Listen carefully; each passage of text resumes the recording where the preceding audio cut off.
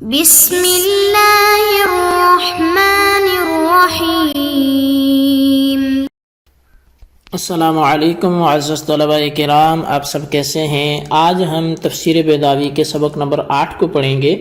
آج کے سبق کا عنوان ہے سورہ فاتحہ کے اسماء کا بیان۔ آج کے سبق میں ہم سورہ فاتحہ کے جو مصنف نے یہاں 14 نام بیان کیے ہیں ان میں سے 3 پڑھ کے ان کی وجوہ تسمیہ بھی پڑھیں گے، اور آئندہ اسباق میں پھر ہم مزید ناموں سے واقفیت حاصل کریں گے۔ تو آج کے ہمارے سبق کی عبارت بسم اللہ الرحمن الرحیم سورۃ فاتحۃ الکتاب سے شروع ہوتی ہے۔ آئیے سب سے پہلے عبارت پڑھ کے ترجمہ کرتے ہیں، اس کے بعد اس کی وضاحت کی طرف بڑھتے ہیں۔ مصنف علیہ رحمہ لکھتے ہیں بسم اللہ الرحمن الرحیم، اللہ کے نام سے شروع جو نہایت مہربان رحم والا ہے۔ سورۃ فاتحۃ الکتاب، فاتحۃ الکتاب کی سورت۔ وتسمى القرآن لأنها مفتتحة ومبدأه فكأنها أصله ومنشأه، اور اس سورت کا نام القرآن رکھا گیا ہے کیونکہ وہ قرآن کی ابتدا اور شروع ہے، تو گویا کہ وہ اس کی اصل اور بنیاد ہے۔ وَلِذَلِكَ تُسَمَّى أَسَاسًا، اور یہی وجہ ہے کہ اس کا نام اساس رکھا گیا ہے۔ أو لأنها تشتمل على ما فيه من الثناء على الله عز وجل والتعبد بأمره ونهيه وبيان وعده ووعيده، أو على جملة معانيه من الحكم النزلية والأحكام العملية التي هي سلوك الطريق المستقيم والاطلاع على مراتب السعداء ومنازل الأشقياء، یا اس وجہ سے کہ یہ ان مضامین پر مشتمل ہے جو قرآن میں ہیں، یعنی ثناء باری تعالیٰ اور اس کے احکام کی بجا آوری، منہیات سے رکنا اور اس کے وعد و وعید کا بیان، یہ اس کے تمام مقاصد یعنی ان احکامات نظری و احکام عملیہ پر جو کہ صراط مستقیم پر چلنا ہے، اور نیک بختوں کے مراتب اور بدبختوں کے ٹھکانوں پر اطلاع ہے۔ جی طلبہ کرام، یہ تھی ہمارے آج کے سبق کی عبارت اور اس کا ترجمہ۔ آئیے اب اس کی وضاحت کی طرف بڑھتے ہیں۔ سب سے پہلی بات تو یہی ہے کہ مصنف علیہ رحمہ خطبے کے اختتام کے بعد اب تفسیر کی طرف بڑھتے ہیں جس فن کے حوالے سے کتاب کو لکھا گیا۔ تو سب سے پہلے سورہ فاتحہ ہے تو اسی کے حوالے سے آغاز کیا۔ کلام پاک کی ان تمام صورتوں میں سورہ فاتحہ ہی سب سے پہلی صورت ہے جس کو مکمل نازل کیا گیا، ورنہ بقیہ تمام صورتیں ٹکڑے ٹکڑے کر کے نازل کی گئی ہیں۔ سورہ فاتحہ مکہ میں تو یقیناً نازل کی گئی ہے، اس میں کسی کو کوئی اختلاف نہیں ہے، لیکن اس بارے میں اختلاف ہے کہ مدینہ میں تحویل قبلہ کے بعد نازل کی گئی ہے یا نہیں ہے۔ اب یہ اختلاف آگے آئے گا، جہاں آئے گا اس کو گفتگو میں لایا جائے گا۔ سورہ کے حوالے سے سورت کسے کہتے ہیں، تو یہ تو ویسے تعریف اس کی ہم نے پہلے بھی کی کہ کلام کے اس ٹکڑے کو کہتے ہیں کہ جس کا مستقل نام ہو اور کم از کم 3 آیات پر مشتمل ہو۔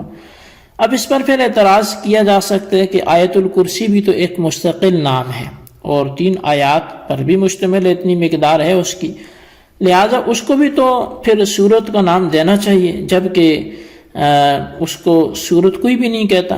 تو اس کا جواب یہ ہوگا کہ آیت الکرسی نام نہیں ہے، بلکہ یہ تو اضافت ہے، اور یہ ایسی اضافت ہے جیسا کہ ماء البئر بول دیا جاتا ہے، کنویں کا پانی بول دیا جاتا ہے، تو یہ یہاں ماء کی اضافت بئر کی طرف کر لی جاتی ہے، تو سورت کی بھی وہاں آیت کی بھی اضافت کرسی کی طرف، آیت الکرسی، یہ اس کو کوئی مستقل نام نہیں ہے۔ اور سورت یا تو ماخوذ ہے سور البلد سے یا اس سورت سے جو منزلت اور مرتبہ کے معنی میں ہے۔ اگر تو یہ سور البلد سے ماخوذ ہے تو مناسبت یہ ہوگی کہ جس طرح سور البلد شہر کی تمام چیزوں پر مشتمل ہوتی ہے، اسی طرح سورت بھی مختلف علوم پر مشتمل ہوتی ہے۔ اگر صورت بمانا منزلت سے ماخوذ ہو تو مناسبت یہ ہوگی کہ صورت میں بھی چونکہ منزلتیں اور مرتبے ہوتے ہیں طول و قصر کے اعتبار سے، اور خود صورت بھی ایک منزلت ہے۔ صورت کی اضافت فاتحہ کی طرف یہ اضافت لامیہ ہے، جیسا کہ فاتحہ کی اضافت کتاب کی طرف اضافت لامیہ ہے۔ اصل میں اضافت کی 3 قسمیں ہیں جو ہم بنیادی کتابوں میں نحو کی پڑھتے ہیں۔ ایک تو بتقدیر لام اضافت ہوتی ہے، دوسری بتقدیر فی ہوتی ہے، تیسری بتقدیر من ہوتی ہے، اور ان تینوں کی وجہ اثر یہ ہے کہ مضاف الیہ یا تو کلی ہوگا اور محمول ہوگا مضاف پر، یا نہیں ہوگا۔ اگر کلی ہو کر محمول ہوگا تو اضافت بتقدیر من ہوگی، جیسے خاتم و فدۃ، اور اگر مضاف الیہ کلی نہیں تو مضاف الیہ مضاف کے لیے ظرف ہوگا یا نہیں ہوگا۔ اگر ظرف ہے تو اضافت بتقدیر فی ہے، جیسے صلاۃ اللیل، اور اگر مضاف الیہ ظرف نہیں ہے تو اضافت بتقدیر لام ہے۔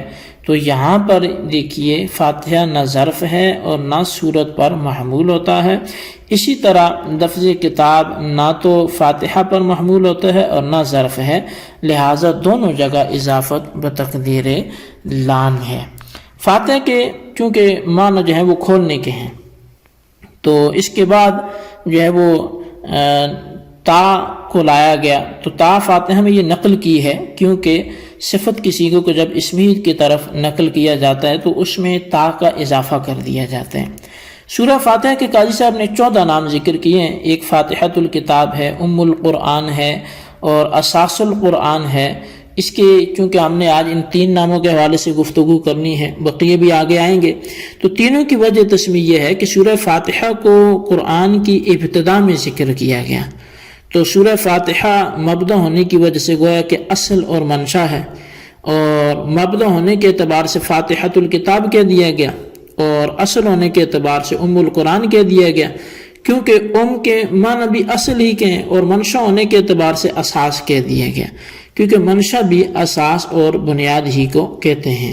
اب یوں تو تینوں ناموں کی وجوہ تسمیہ ہم نے بیان کر لی، لیکن کچھ اس میں جو تفصیل ہے اعتراضات جوابات کی صورت میں، جیسا کہ اعتراض ہوتا ہے کہ سورہ فاتحہ کو منشا کرنا درست ہی نہیں ہے، کیونکہ منشا تو کہتے ہیں جس سے اشیاء کا صدور ہوا، اور سورہ فاتحہ سے قرآن کا صدور تو نہیں ہوا، لہذا سورہ فاتحہ کو منشا کہنا کیسے درست ہو سکتا ہے؟ تو اس کو جواب صاحب کتاب نے سورہ فاتحہ کو حقیقتاً منشا نہ کہہ کر دیا، کہ انہوں نے کہا کہ کأنہا، جو گویا کہ منشا ہے، تو کأنہا کا لفظ استعمال کیا، لہذا اس پر کوئی اعتراض نہیں ہوگا۔ اور خاص طور پر ام القرآن کی 2 وجہ تسمیہ اور بھی بیان کی جاتی ہیں۔ اول یہ ہے کہ قرآن پاک میں جتنے مضامین بالتفصیل بیان کیے گئے ہیں، ان میں اہم اور بڑے مقاصد سورہ فاتحہ میں بیان کر دیے گئے ہیں۔ وہ بڑے مقاصد سورہ فاتحہ میں جو بیان کی گئی وہ ثنائے باری تعالیٰ اور اس کے اوامر اور نواہی کا مکلف ہونا ہے، اور وعد و وعید کا بیان کرنا ہے۔ تو اب یہاں پر وعدے کا جو استعمال ہے وہ تو خیر کے لیے ہوتا ہے، اور وعید کا استعمال شر کے اندر ہوتا ہے۔ رہی یہ بات کہ یہ چاروں چیزیں اہم کیوں ہیں، تو اس کا جواب یہ ہے کہ قرآن پاک کے نازل کرنے سے مقصد مبدا اور معاد کو پہچاننا ہے، اور وہ ان چاروں چیزوں سے حاصل ہوتی ہے، جو ثنا اور تعبد، یہ تعبد جو ہے یہ اوامر اور نواہی سے تو یہ حاصل ہوں گے، اور معرفت جو ہے تو ثنا، تعبد اور اوامر اور نواہی سے تو معرفت مبدا حاصل ہوتی ہے۔ ابتدا کے کہاں سے ہوئی، یا اللہ تعالیٰ کی جو ثنا ہوئی، تمام تعریفیں اسی کے لیے ہیں، وہی رحمان ہے، وہی رحیم ہے، تو یہ معرفت مبدا اس سے حاصل ہوئی، اور بیان وعد و وحی سے معاد کی معرفت حاصل ہوتی ہے۔ اب اگر آپ یہ معلوم کریں کہ سورہ فاتحہ ان چاروں چیزوں پر کیسے مشتمل ہے، تو ہم یہ کہیں گے کہ الحمدللہ سے لے کر مالک یوم الدین تک ثنا بیان کی گئی ہے۔ پہلی آیت بھی دیکھ لیں، دوسری بھی دیکھ لیں، اور رحمان الرحیم والی تیسری بھی دیکھ لیں، مالک یوم الدین، تو یہاں تک ثنا ہے۔ اور ایاک نعبد کے ذریعے سے تعبد بالامر والنہی بیان کیا گیا ہے، اور انعمت علیہم سے وعدہ بیان کیا گیا ہے، یعنی ایاک نعبد و ایاک نستعین سے یہ امر اور نہی کا جو عبادت کے اندر دخل ہے اس کو بیان کیا گیا، اور جو انعمت علیہم ہے تو وہاں وعدہ بیان کیا گیا، اور غیر المغضوب علیہم ولا الضالین سے وعید بیان کی گئی۔ انعمت علیہم سے وعدہ کیا کہ ان لوگوں میں شامل ہو جاؤ جن پر انعام ہوا، تو اگر تم بھی ان میں شامل ہوگے تو تم پر بھی انعام ہے، تو گویا وعدہ ہے۔ اور غیر المغضوب علیہم ولا الضالین میں چونکہ ان لوگوں کا تذکرہ ہے جن پر غضب ہوا، تو ان سے پناہ چاہی گئی ہے، تو مطلب اگر ایسے کام کرو گے تو وعید والوں میں داخل ہو جاؤ گے۔ تو لہٰذا یہ چاروں مضامین سورہ فاتحہ میں یوں اور اس انداز سے بیان کیے گئے ہیں۔ جی طلبہ کرام، یہ تھی ہمارے آج کے سبق کی عبارت، اس کا ترجمہ اور اس کی وضاحت۔ اس کو اچھے انداز سے نوٹ کریں، رجسٹر پر خلاصہ لکھیں، بالخصوص ان سوالات کے جوابات دیں۔ سوال نمبر 1 یہ سورہ فاتحہ کے کل کتنے نام مصنف نے بیان کیے ہیں؟ کوئی سے 3 تحریر کریں۔ اور سوال نمبر 2 یہ ہے کہ سورہ فاتحہ کو ام القرآن کہنے کی وجہ تحریر کریں۔ اللہ تبارک و تعالیٰ سے دعا ہے جو کچھ ہم نے پڑھا سنا اسے یاد رکھنے کی توفیق نصیب فرمائے۔ آمین بجاہ النبی الامین صلی اللہ علیہ وسلم۔